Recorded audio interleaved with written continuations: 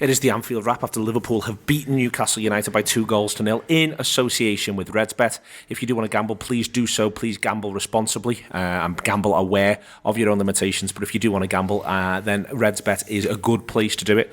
We are in association with them this year at the Anfield Wrap. In the meantime, it's Neil Atkinson, it is Dan Morgan, and it's Rob Gutmann to talk about Liverpool dominating, broadly speaking, Newcastle United in quite a low-key way. It was an exceptionally mature performance, to be honest with you, John. Liverpool seemed to be absolutely full of patience. Newcastle, I thought, were quite well set up. You always have an extra eye on that when you're facing a Rafa team, because we're used to watching what he does in the past. But Liverpool, to me, they just sort of knew it was a side that looked to me to be quite at peace with itself. Yeah, at peace with itself. I thought the whole club, I think, is quite at peace at the moment. I couldn't get to the game on Saturday, unfortunately. I was away, but I saw a lot of tweets afterwards of people saying that it was a calmer crowd than maybe you would have got 6 months ago. And I think throughout the club, there's just so much faith in us to score goals that if it doesn't happen in the first 20 minutes, well, it might happen the next 10. And if it doesn't, then we'll probably get one before half time. And even if we hadn't, I don't think you'd have seen any kind of panic, at least on the pitch or in the dugouts. And that's really great to see. And I think because there's so many goals in the team, and both in terms of spread around and also just literally lots of goals, that I think we just back ourselves to kind of break anything down at the moment, and that does bring a piece to the team. It brings a confidence, and also the backing each other so much more. And I think defensively, obviously the big man's come in and he's brought a assurance back there as well. So there's not lads thinking, well, if I give it away, then something bad might be happening behind me. That's gone away as well. So they just look like a really, really confident team at the moment, and you know, it's fantastic to watch. Robert, it's fantastic to watch. There was, as I say, almost a genteelness about it in a really strange way. In that we were first to almost everything, and we all knew we were going to be first to almost everything. We had width when we needed it. We had people tucked in when we needed it. You know, it looked to me like a side that was functioning very, very well. Yeah, we refuse to get frustrated. The difference between now and the recent past is that you'd often see Liverpool come out the blocks against a low block team, to repeat myself, and if it didn't happen for us in the first 15, the game would seem to go away from us. And I remember sitting in the ground frequently thinking, I just want this half over now. Let the second half happen. Sort it out at half time. Yeah, sort it out at half time. Let a bit of cop action happen. Maybe just a breath of fresh air, quick start in the second half. Maybe we go again. Now that it feels more methodical, mate, would be the wrong word, maybe, because it sounds like it's joyless. But sounds like it's joyless, is slow, methodical, and that's what it wasn't. And that's what I was trying to say before. I was trying to use the word genteel. I didn't mean like it was weak. It was strong. It was just. I think it was relentless. I think that's what Newcastle did. We weren't going to stop coming. Yes, they were having all kinds of mini victories. Rafa would have been very pleased with that first half hour, 35 minutes. We were getting our sighters of goal were half chances when Trent fizzes one in to Mane, doesn't quite come down for him. Salah gets a shot away. There was a flurry of corner activity. They think we've probably puffed ourselves out, but we just keep on coming. And when that breaks there, we're very, very ruthless. Newcastle are stubborn opponents. They are a lot better than West Ham were a week ago. I thought Rafa, there are bus parkers and there are educated bus parkers, and Rafa certainly in the latter category. I thought he was very, very smart with it. I think he'd worked more than most have on the threat post from our fullbacks. Obviously, the focus is on the front three and taming them. But he'd looked at the service from wide positions into them, especially when we're facing teams that are sitting deeper. I lost count the number of times Trent and Andy Robertson were checking back and coming back in field to their centre halves. They're a little bit timid for me. They could have gone outside their man, trusted themselves a little bit more, especially Trent with his pace. But Newcastle had worked on intimidating them. Trent seemed intimidated by Kennedy on his side, and I don't know who was on Andy Robertson's side. Was it Dan? Atsu, wasn't it? Yedlin and Atsu. Sorry, yeah. Dan, it was.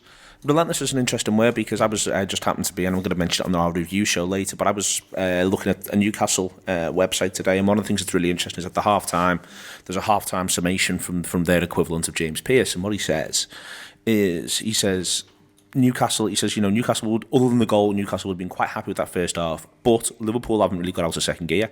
1 and 2, Newcastle playing at full throttle, and they can't keep this up.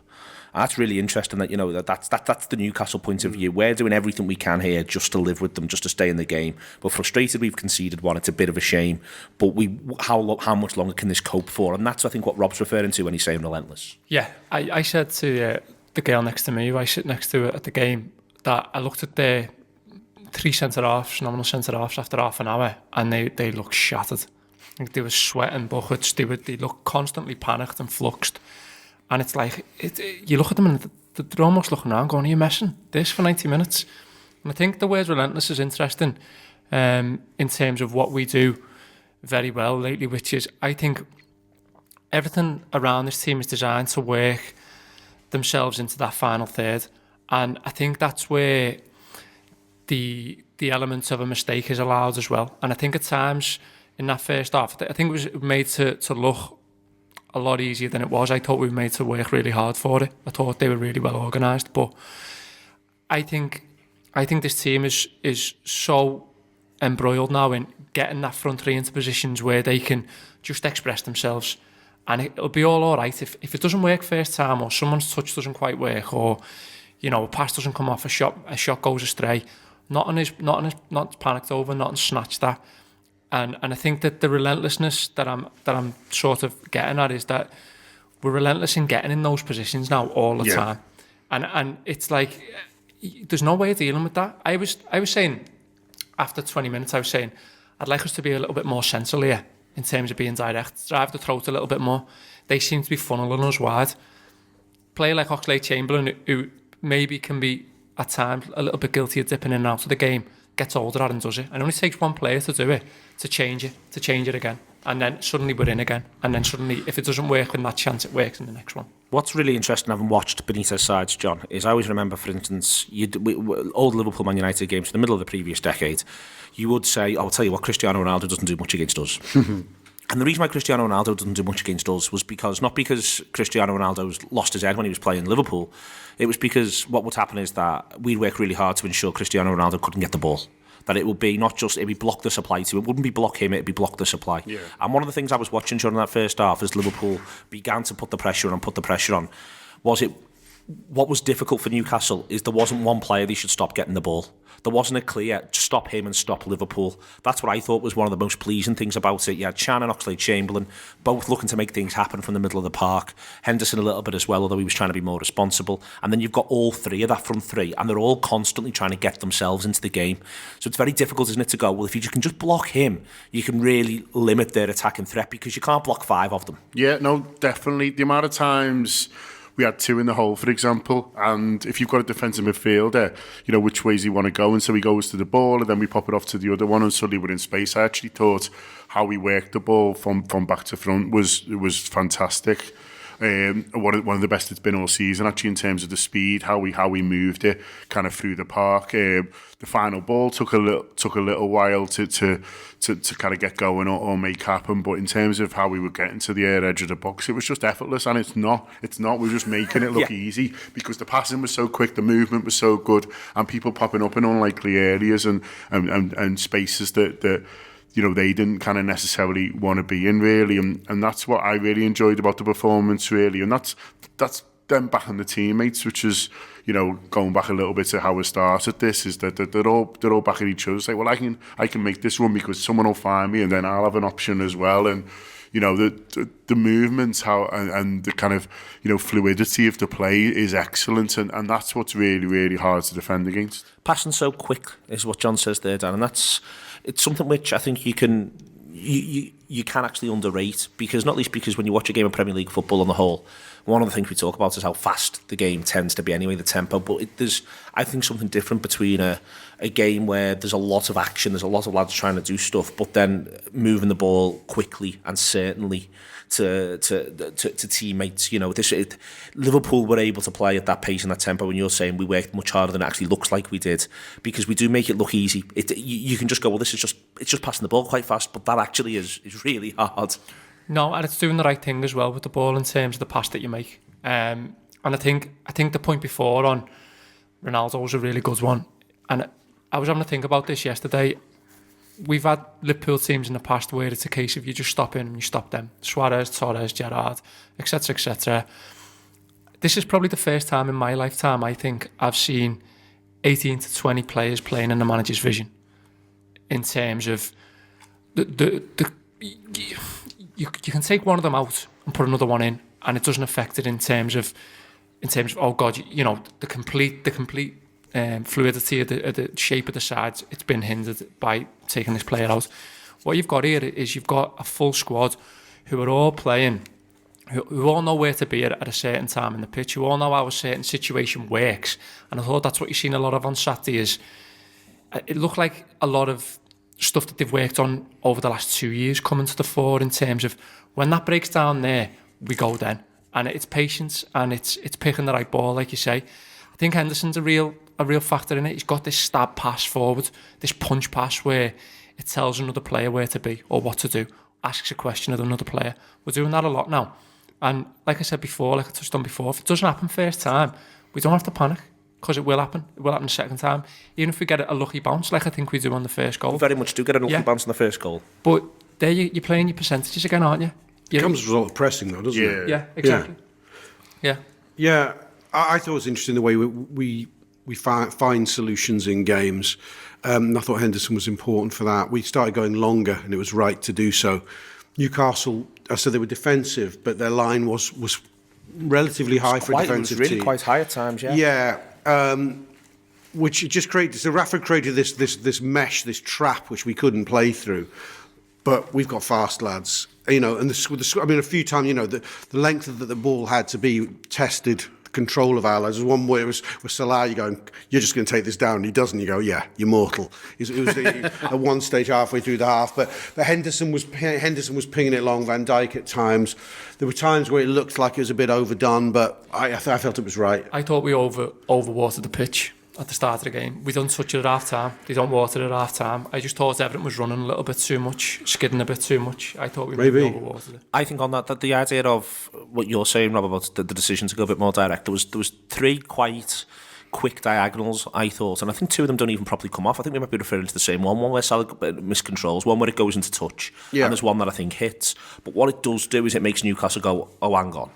That suddenly they're thinking, well, we've got away with that one, but we've got to be able to defend them. Yeah. And then suddenly, where there was I thought there was times on the pitch, and you're watching it, and fair play to. We're always going to have a predilection to praise Benitez, but fair play to him. He's turned up to Anfield there, and you can throw a blanket over his players. The 40 yards, they're just covering 40 yards, and you can see that. And they're covering 40 yards, as you say. They're not just covering 40 yards in their own half. They're coming quite high, and I'm thinking, well, you wouldn't want to do that against this Liverpool side. And we erode that confidence in them a little bit. And I'm sure Rafa was probably screaming at them to say, lads, don't do it. Don't come. Footballers are footballers. He's thinking, hang on, I'm just going to get done by this fella on the pace here if they keep hitting that diagonal. Yeah, it's counterintuitive to go high against lads with that pace. But to go back to a theme at the beginning, by compressing the play that way, he's cutting off every supply channel. That's his tactic. And as I referenced earlier on, the fullbacks in particular, I think they're the ones that a lot of people leave alone. Robertson and Trent thinking, well, they're not the stars of this side. They can only do so much damage, but they actually do a lot of damage against low block teams because they can whip those quality balls and get in behind you that way. So Newcastle, they're caught between a rock and a hard place. Once we do break their mesh and through the long balls, then and their turn, then they are going to fall prey to what we have up front, as everyone does. Very nice indeed. I wish he was filming that bit. There is, John, something on the defence and the goalkeeper in amongst all of this. To me, I'm looking at. I think the run of games has done. The goalkeeper makes a really good save, and we'll come on to that. But I just sort of think the run of games has done the goalkeeper and Trent Alexander-Arnold. I think the world of good. I think they look now completely familiar, and this is back to conversations around where you can work on this stuff in training, and obviously we're really, really good at training. As Dan's saying, you can see a lot of work coming together, but it's one thing to be able to do things regularly in training. It's another thing completely to be on the pitch, and certainly if you're Trent, a young player getting used to a position that, he's had a few seasons with, but he himself wouldn't say he was an absolute natural. No, he wouldn't, no, and, you can debate about where he's going to end up with Trent, but at the moment, they've very much seen him as a right-back, and he's looking like a fantastic option there. He looks like he's enjoying his football. His confidence is growing, and he understands his role in the team. He's looking like he's enjoying it more now. Yeah, I do. I think he's think he's thrown in a fair few nervy performances, even if they haven't been bad performances, if that makes sense. You know, those of us like me and Rob who've seen a lot of him, where we saw him, you know, was captaining teams ahead of his age group, you know, and stuff like that, and you know, he was bossing games from right back, and he had that swagger about him. I think there's more to come from him in terms of that, but it's you're seeing it coming out of him more kind of week by week. This is where I belong, this is where I want to be. He's now talking about captaining Liverpool, which is fantastic. You know, he's right, lad. You know, he should be thinking like that, and so it's good to kind of to see that kind of more and more coming out of him, and you know, and taking on, you know, more difficult passes, but I think he's got the confidence, you know, from the other team, from his teammates, and from obviously learning about kind of what they do, and it's a fairly kind of, I wouldn't say settled team at the moment, but we've got a way we play, and the front three pretty much, and you know, the midfield he'll chop and change a little bit, but I think he knows what he's going to get from all of them now, and that gives you confidence. Karius is a funny one because he has had runs before. You know, people talk a little bit like, oh, he's got the run now, but he has had runs before. You know, he had a run where he, you know, around the time where he kicked the goal kick out for the corner, you know. So something else I think's maybe happened with Karius, and I don't know what that is, and maybe we'll never find out. But maybe he's just ready now. Maybe he's just thought, well, this is my last chance. And that can happen to a player sometimes. He could think, well, basically, I've got now until the end of the summer to say my Liverpool career, and do you want to be here? And he's got that determination about himself to prove that he's got the talent. And so, as I say, I don't know what's happened with him, but it's certainly very welcome. I'm not sure that it is a massive. I know you say he does have a little bit of run, but he doesn't have a large run before, and it's literally he's just through the door in the club. He's come back from an injury, hasn't he? When he has that initial run. And he gets slaughtered. I think it falls apart for him in that Bournemouth game in the 4-3, where everyone was so unhappy that we decided retrospectively to blame every single goal on him. When I'm not 100% sure it's fair with hindsight. I'm inclined to be generous to Karius at the moment and wonder whether he was a lot better than we all realised all along, or whether this is just a little golden patch he's having. The save is special, and it's not the first time he's done it in recent weeks. I always judge a save by my own gut instinct. I think I'm making a subconscious calculation. When a ball leaves a foot of an opposition player and you're watching it as a committed Liverpool supporter, you go, oh fuck, you know it's going in.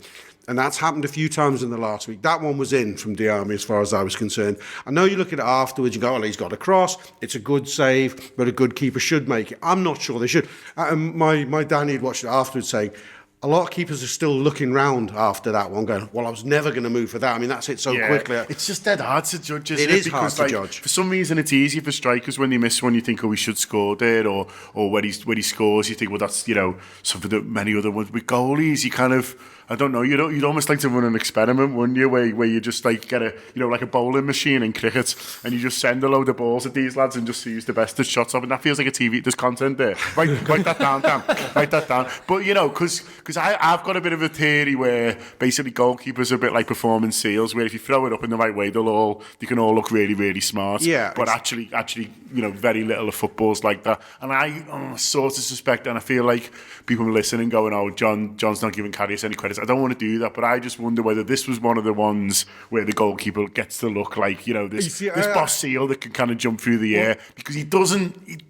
I think it's not one of them. I'm with you, but I don't think it's one of them. Maybe that's right. You trust your instinct on it. As I said, I felt it was in. Okay. I felt it was in. Yeah, when I wasn't there, so I might have changed when it left mind, his foot, I felt it was in, and you go, oh fucking hell, we've been saved there. I think even if you take the save away, I think it's one of his most impressive performances for us. And what one thing I'll say is that since he's come back into the side, I can't think of many, if any, one-on-ones we've had against us. Someone bearing down on goal, 1v1 at the keeper, and he comes out and clears one.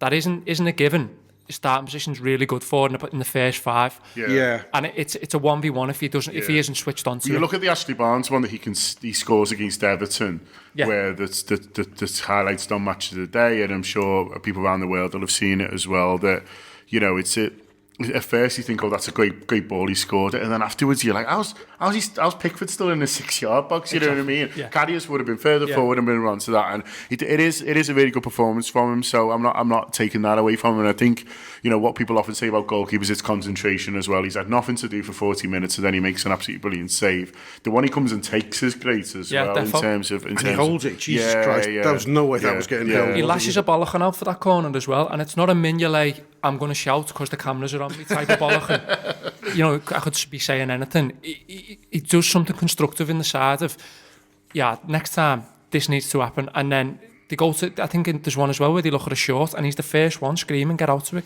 So he's obviously growing into the shirt. And I'm also going with, if you look at our transfer record since the manager's come in, Karius was the one blot. I mean, this is the most flawless run we've had with transfers as long as any of us can remember. It's almost a bit scary, isn't it? Like we're just going to have a terrible summer. like celebrate any bomb coming in. He's bound to be brilliant. Andy Roberts, you know, okay, Joel Matip, the jury would still be at him. He's not been a terrible flop for £0 and 0 pence. You know, relative to the fee, they've all done fine, apart from Karius. Now, if he's coming good, and you start to go, well, actually, you know, Jurgen would have seen something in him. We've all missed, and here it is now. So, you know, the confirmation bias is coming at us by the week at the moment. I think it's enjoying the task. That's one of my things. You mentioned that, you know, we praise the goalkeepers for the concentration. I think it's part of feeling part of this whole and enjoying the work that's in front of you. It was this time last season, for instance, I think Mignolet goes on a little bit of a run where he plays really, really well in goal. And that one didn't quite feel the same, in that one really did feel like it was last chance saloon, and he was thinking, well, I'm going to grab last chance saloon. Mm-hmm. This, to me, it seems a little bit like all of a sudden, for the first time, maybe he really looks like he's enjoying playing for Liverpool. You know, maybe this is me just imposing something on him, but as you're saying, you know, shouting at defenders, feeling like he's part of this thing that's going on, Dan.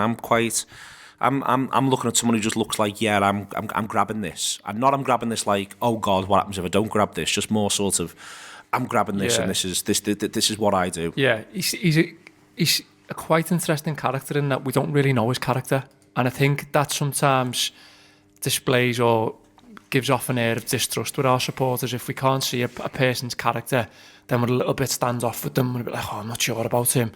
I think his biggest test to come is this weekend, is Saturday. Yeah. And I said on a show the other week that the biggest thing that he has to get over is what we do as fans the next time he lashes one in. And I think he's of a strong enough mentality to sort himself out and crack on. But I think if he has a good performance, if he has a performance that is just akin to what he's put in the last 5 games on Saturday, then I think that does a hell of a lot in terms of the trust in him going forward. Because, you know, like I say, there is still an element of I'm not sure. I can't see what his character's like. I can't really judge him. I think if he has a big performance on Saturday in an arena such as Old Trafford, I think that dispels a lot of mist that we've had about him. Someone else looks to be enjoying himself, Rob's Lovren. Played well, didn't he? He played well, but also seems again.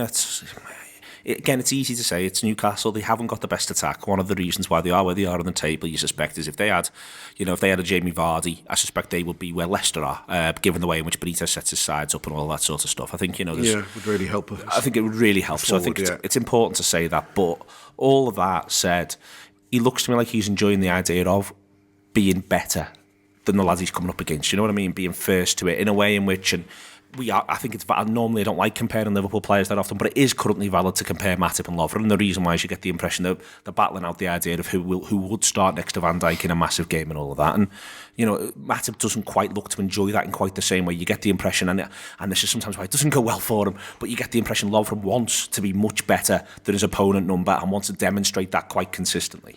Yeah, Matip, you're never sure if he understands or knows where he's going with this, what his role is in the side, what kind of defender he ends up being.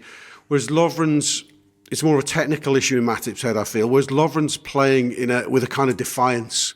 He's taken some beatings, Lovren, down as the course of his Liverpool career. Van Dijk coming in is another kick in the pants, quite frankly. Just cut his options in half by 50%. But when he's had his opportunities, you felt there's a defiance there, there's an anger there. You just, in his body language, that Klopp references, not about him, but about what he wants in the team. He wants that controlled aggression. I thought it was a very controlled aggression from him. I'm very much in his camp at the moment if we're picking between him and Matip. I thought the balance with him and Van Dijk might not be perfect, but it looked really quite nice on against Newcastle. I hope he sticks with the pair.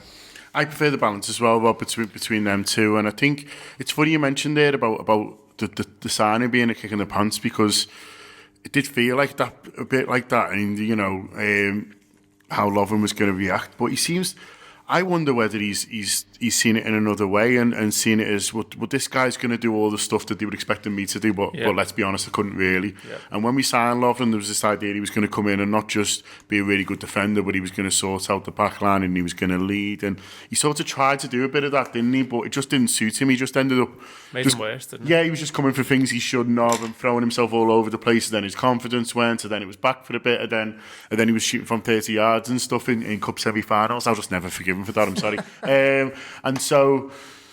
I wonder whether, I think when Van Dijk comes in, you think, well, that's it for one of them, or they're all going to be looking over the shoulder and thinking, well, who's he to replace him? But I think Lovren in particular, maybe he's looking at him thinking, oh great, he's going to do this, he's going to do that stuff, and he's going to talk a lot, and he's going to bring it out, and I don't have to worry about it. I've just got to defend now. I've just got to win my battle and look to be a defender and support him, and he's calm in presence as well, and I think that suits Lovren, and I think that's why I think they're a good partnership as well. I think him and Matip maybe was a little bit too calmness going on sometimes, whereas exactly, whereas if you've got a lad who's a little bit kind of more of a live wire, then I think that can work. So I'm really positive for them. It's odd, isn't it, that element of getting that kind of reassurance that you say, John, that I think I completely agree with you, but when he gets that reassurance in his centre-half partner, it kind of brings out the leadership qualities in him. Yeah. You see him that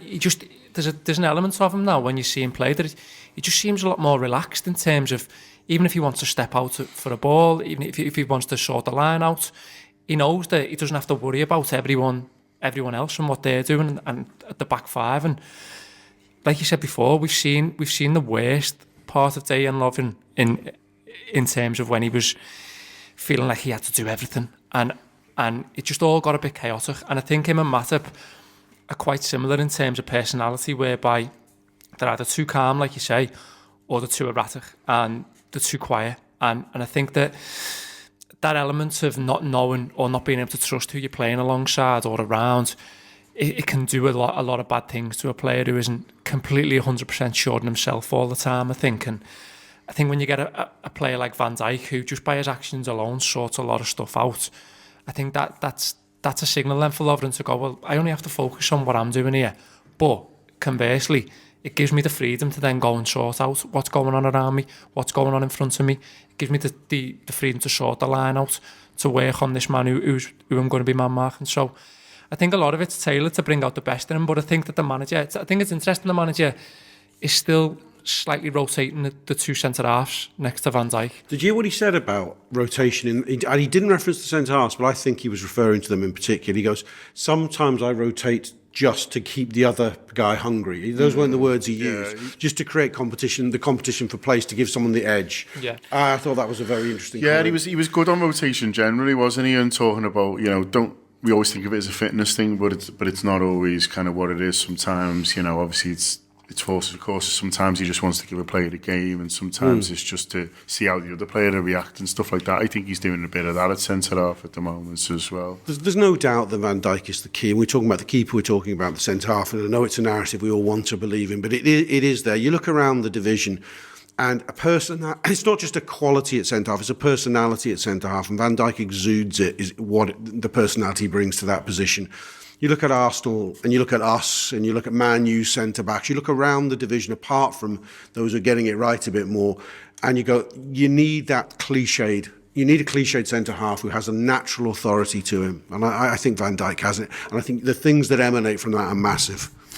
That's very interesting. There's something in that in general. So I was looking at Man City, where Otamendi's took that role on this season and led for them and grown into it. But then it's interesting that when they get to that League Cup final, first trophy of the season, he brings company back in and makes sure he gets company on the pitch for that one, which strikes you as interesting. And I think that Chelsea have looked I think the defining force for Chelsea at the back over the last couple of seasons has been the continual growth of Azpilicueta, to the point now that even though Cahill is club captain, Azpilicueta, whenever Cahill doesn't play, gets the armband, and you wouldn't have thought he was that kind of player. Yeah. But you do sort of think that they know if we've got Azpilicueta on the pitch, there's someone who's going to sort this out for us. Yeah, he captained on Sunday, didn't he? Yeah. Almost like Gabriel Heinze used to for United when Ferguson suddenly twigged, okay, he's not in the centre-back position specifically, but Ferguson described him as a warrior famously. You thought, yeah, he's got that something about him that you need at the back. All very interesting. Moving into the second half and the second goal. I mean, the second goal's an absolute peach, and what I think it does, John, is, again, footballers aren't stupid, and also Newcastle aren't ever going to be set up stupidly, and the extent to which I think it's as much, again, down to the quality of the goal, the irresistibility of the goal, the fact that they're just played through, which really does just make Newcastle go, we just want to get out with 2-0 now. We don't want to give these lads the slightest chance, the slightest inkling. It's a goal that really does just win the game. It says we're better than you and we can switch this on whenever we want. Don't annoy us.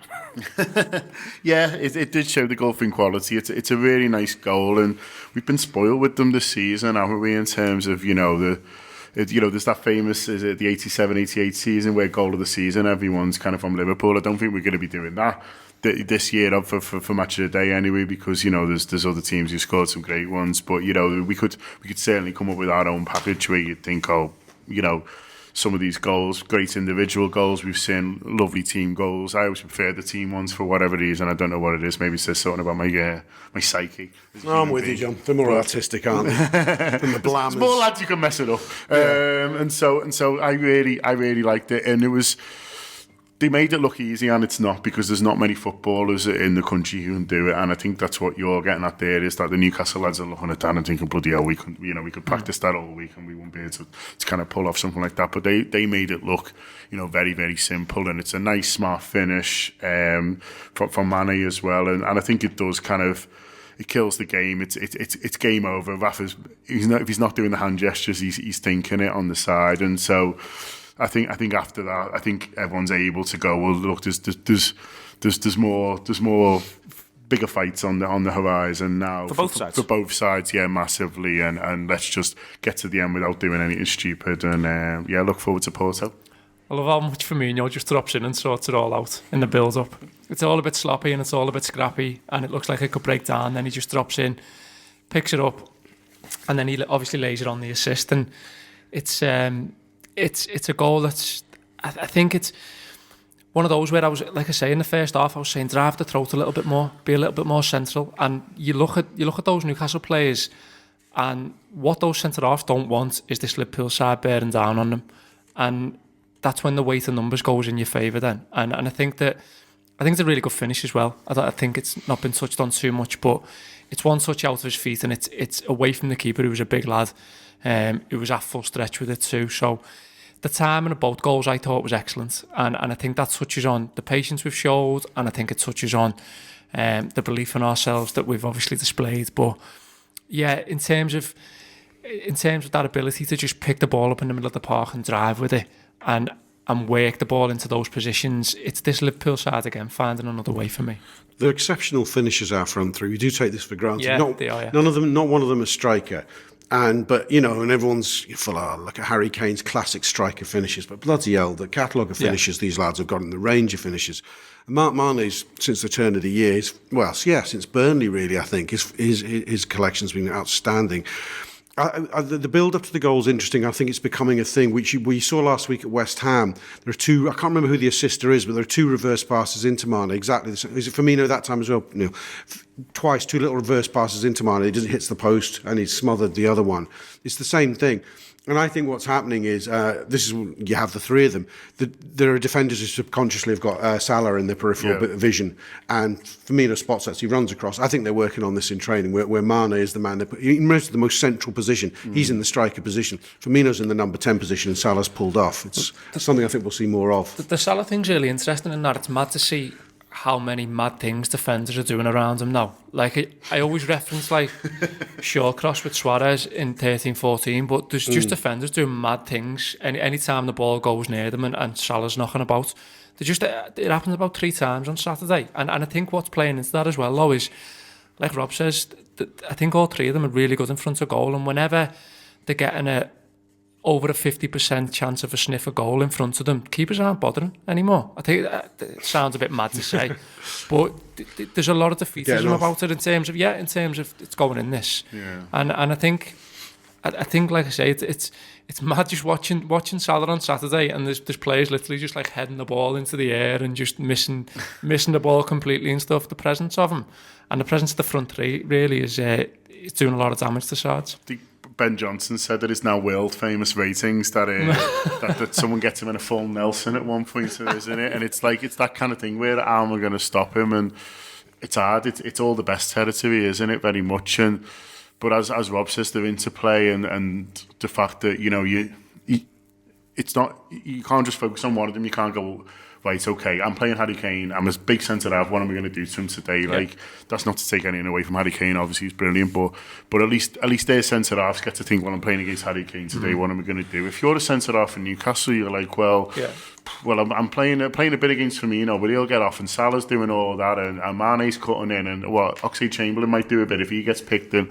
It's how you kind of prepare for that as a team must be kind of really, really difficult. And what I like about all of them as well, and I think they're shooting at the right times, and that sounds like a kind of quite basic thing, but we've all seen Liverpool teams, or just teams in general, who've tried to walk it in all the time, and you think, oh, just have a shot.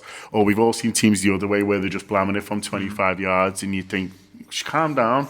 Whereas this side, they work their openings, and then when the opening's there, they'll hit them. Yeah. Like, they're not afraid to strike the ball at the right time, really. The discussing their options later, to use the kind of the Paisley quote, I think it's Paisley. And that's kind of really good to see as well. And I think that's worked on as well, to go back to what you were saying, Dan, about kind of what's worked on, really. I think it's like, I think one of the things that I'm sure the manager's been pulling them up on when they watch the videos back is, why didn't you shoot there?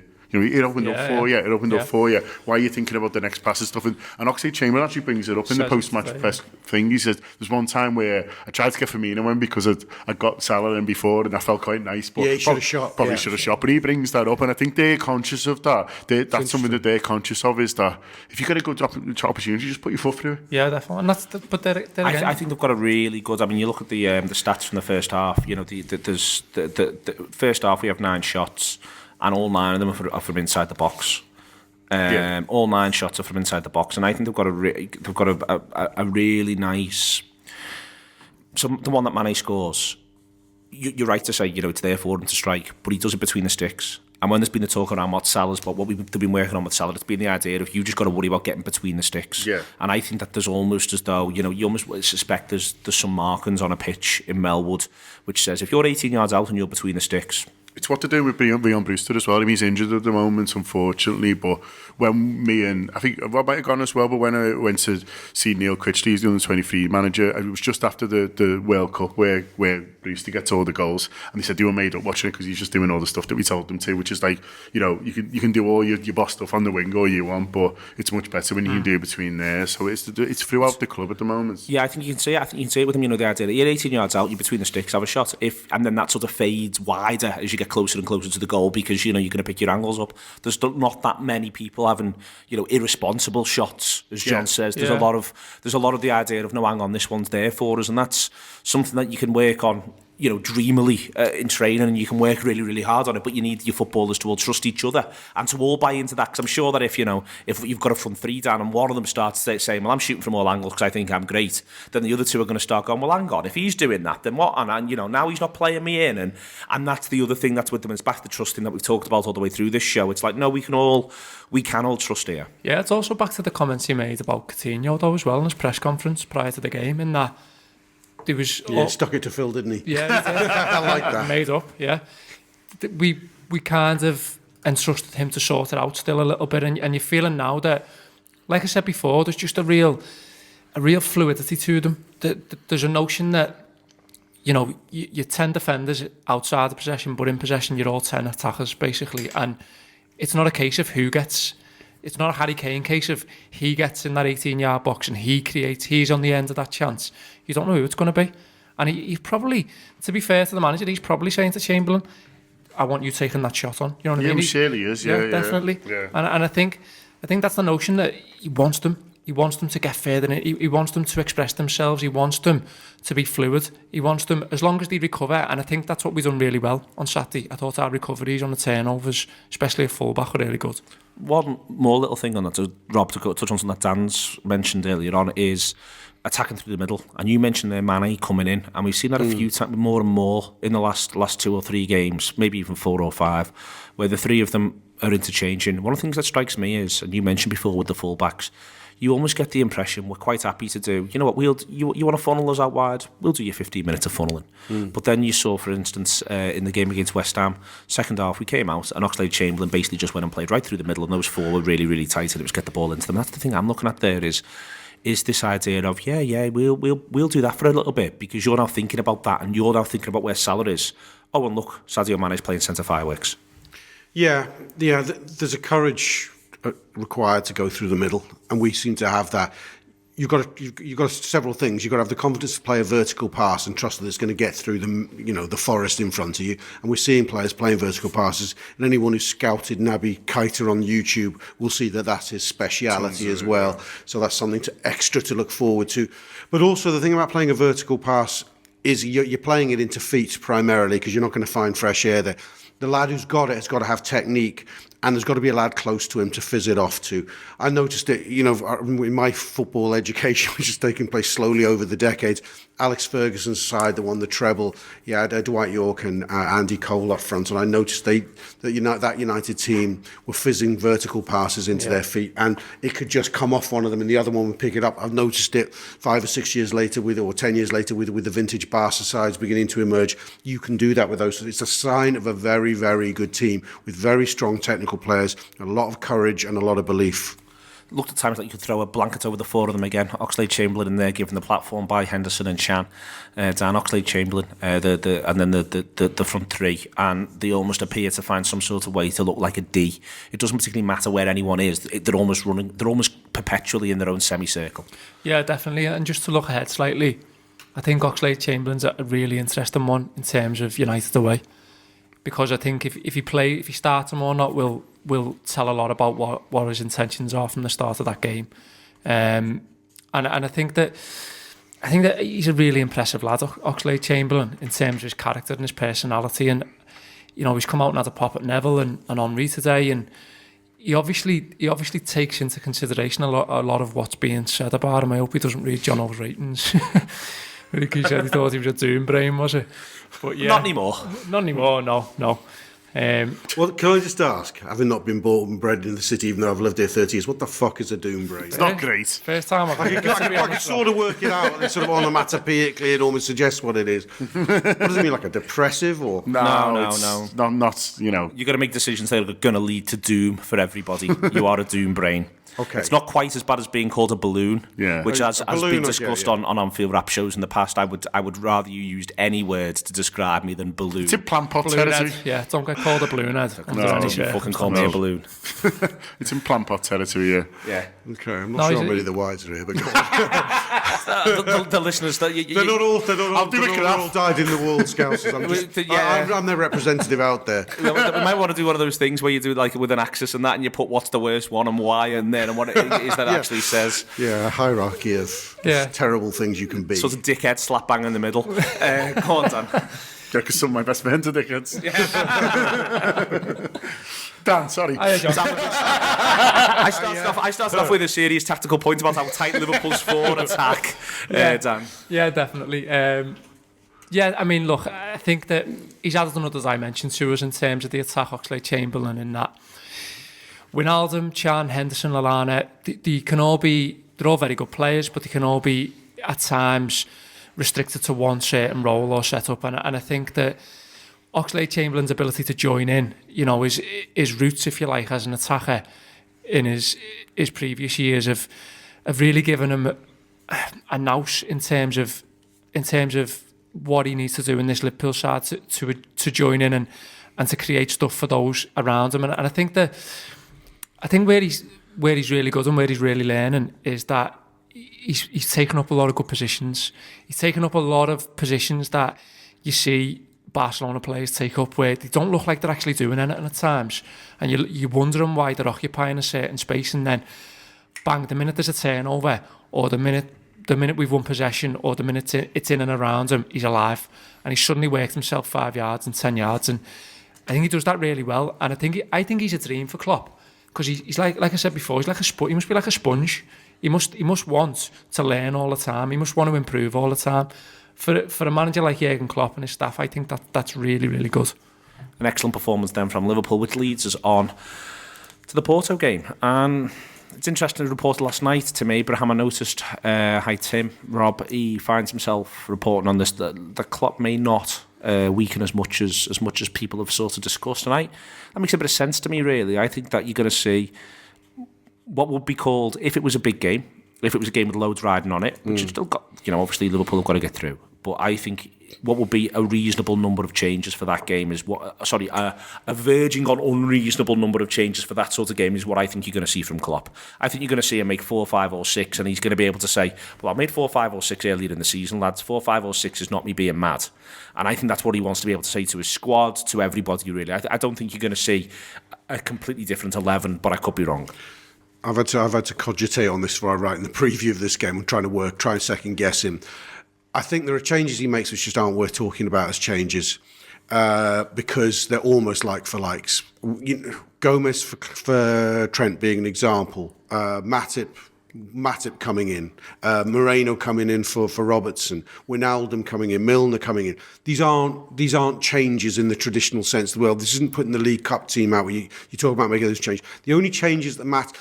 Klopp's being clever in saying, I suspect in saying, no, it's a strong team, it'll be full strength. He knows he can put out a midfield with, say, Cham, Wijnaldum, Milner, a defence with Lovren and Matip at its heart and Gomez and Moreno as fullbacks.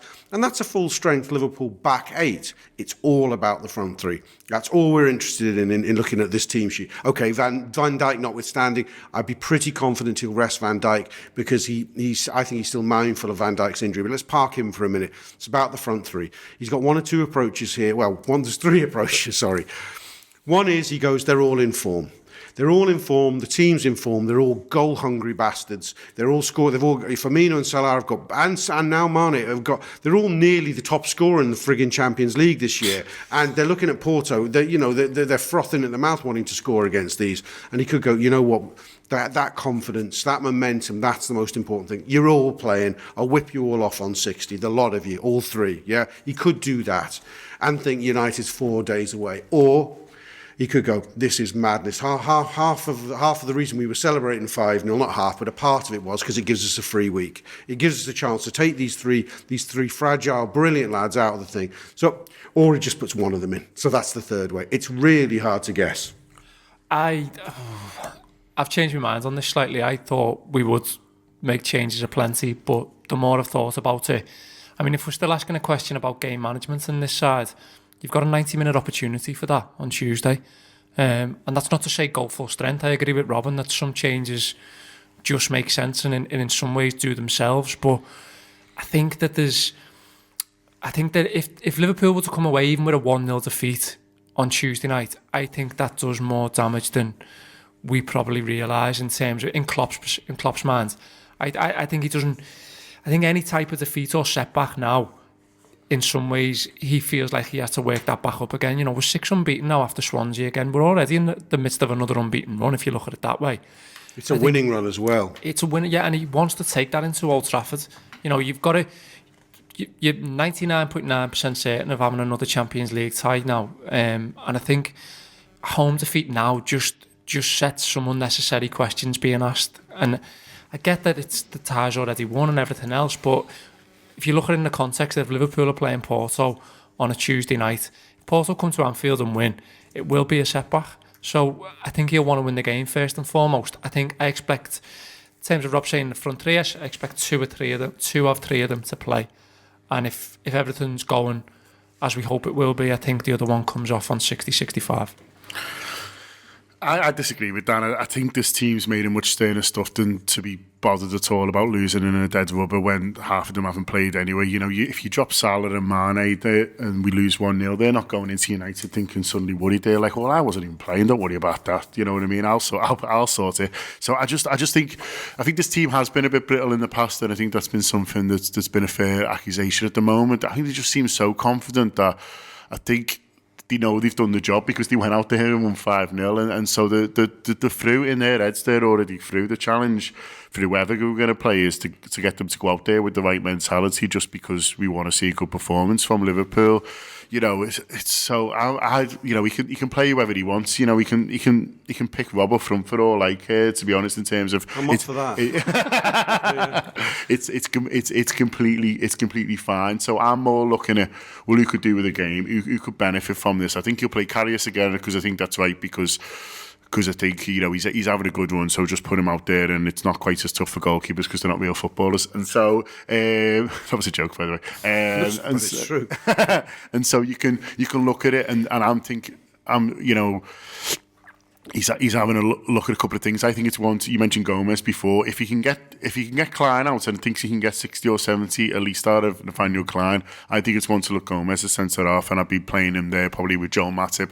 I'll be furious if Van Dijk's anywhere near this team. Yeah. Well, furious is pushing it. Do you know what I mean? I don't really get furious about much, but I'll be slightly ticked off if Miffed, would you say? Miffed, yeah. If Virgil van Dijk is picked, because I think, as you say, Rob, he is the only problem with him, and the only reason you don't think he's actually Superman is that he does pick up injuries, and so I'll be picking them too. I'll be playing Moreno at left back, and these are all things that it's not just having a look in the Gomez case. It's thinking, well, we might need Moreno at one point, and so if Andy Robertson, something happens to him, he gets ill the night before the Man United game, throwing Moreno in, or Gomez at left back or whatever, you're nervous about it. You had to do it with Trent last year, didn't you? Okay, Trent ends up having a quite good game out there, but you know, it's looking at these lads and thinking, it could happen any time now between now and the end of the season. John, is what you're saying.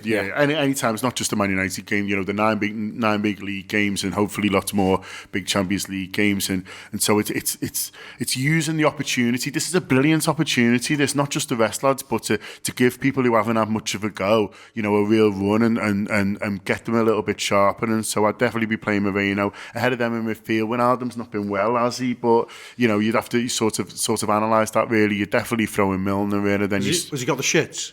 I'm not sure exactly what's up with him. He has got diarrhea. Well, I think Milner and Oxlade-Chamberlain are interesting. I think because I think one of those two play with Shannon Henderson at Old Trafford if they're all fit. Yeah, but I really want to get Lallana on the pitch, and so it's weird to do that. You probably use the opportunity to put him in the front three just to kind of give one of those a rest. Lallana just looks like he needs minutes at the moment, and I don't really kind of care kind of where that is, because I'm not thinking about his long-term position. I'm just thinking he just needs some numbers. And then also, aside from that, if I'm Solanke, I'm knocking on the manager's door this week and saying, just give us a go in this. You know, I need to get a goal. You know, you might need Solanke at some point as well. You know, it's something like that. And also Van Woodburn, I'm looking at the manager and thinking, also not being well, like Wijnaldum. Okay, so I agree with you, but not Ings not been well. One of the diarrhea gang. Been out, not quite sure. Diarrhea 3. They had a hit in 1984 with Love Hurts. On the bog. Danny Ings, I'm sort of, I don't know, I'm less concerned about, and I don't really know why. I'll have to look into myself for that one. But Solanke, I think, like if I'm him, I always go to call him Vikram. He was the middle order batsman in the 90s for England.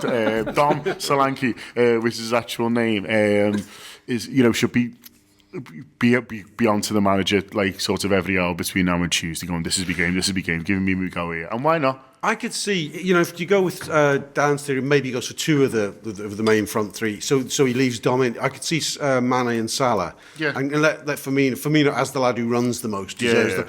Did you see Klopp said something interesting about Salah when he rotates him? And he goes, Mo decides his own breaks. Did you see that? Yeah. What the hell do you think he meant? I think maybe just means he's honest, where he says like, because some players will just want to play all the time, won't they? And some will hide injuries. I think maybe he's just saying Salah's one who'll come to him and just say like, not feeling too great. His recovery seems very good, doesn't it? Seems very, very fit lad, and I think they're all tailored. at this point of the season to be peaking, which is a testament to what the manager done at the start of the season. So, yeah, it's interesting, isn't it? I mean, I get your Solanke theory, John. I think Lallana definitely needs minutes. I think there is a question around, do we play it right back next Saturday? And a lot of this is factored in around Saturday, so it'd be interesting to see what he goes with in terms of the context of Old Trafford. I'm intrigued by it. I'm sort of listening to what you're saying. I'm writing a team down as I'm going. I think I'd like to see Ings get a chance, to be honest with you. I wouldn't have any problem with seeing Ings get a chance and sort of going from there and seeing it, letting him get the opportunity, but you can't quite work that out. And then you've got the idea of what happens with.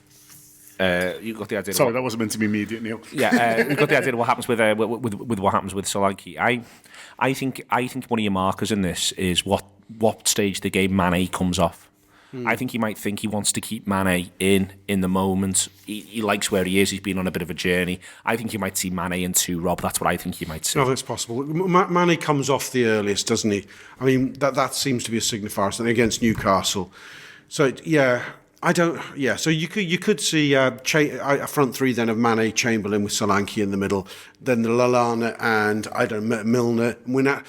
Another conundrum he's got, really, is if he decides to go for wholesale changes, the scenarios we've discussed is, where's his number 6 coming from? Yeah. Is Wijnaldum his number 6? He's tinkered with, toyed with him being there before, but never looked convinced by Wijnaldum's abilities there. So does he give one of? It won't be Henderson. I'm sure Henderson gets the night off with Henderson's injury record. So does he ask Chan to go again? I don't know. He may. I think you're going to sort of see how he views sort of a few of these in terms of who he wants to keep rhythmically right and who he has a bit of a he'd be better served to have the time off. I just wonder whether he wants to keep the team rhythmically right. As I said, I'm not going to be surprised if he goes. Well, it's not the same. It won't be the same 11, but he goes maybe change a fullback here, a Wijnaldum there. You got a show on this? Yeah, we do a show on Tour Player called Under the Lights, which is being recorded today. It's our look ahead to Porto. So if you want more of this, get on it. Subscribe, £5 a month. It's good, isn't it, Rob? It's very good. Porto then to come, but it's the best possible type of headaches for the manager. Thank you very much indeed to John, to Dan and to Rob. It's been the Anfield Wrap in association with RedsBet. Thanks for listening.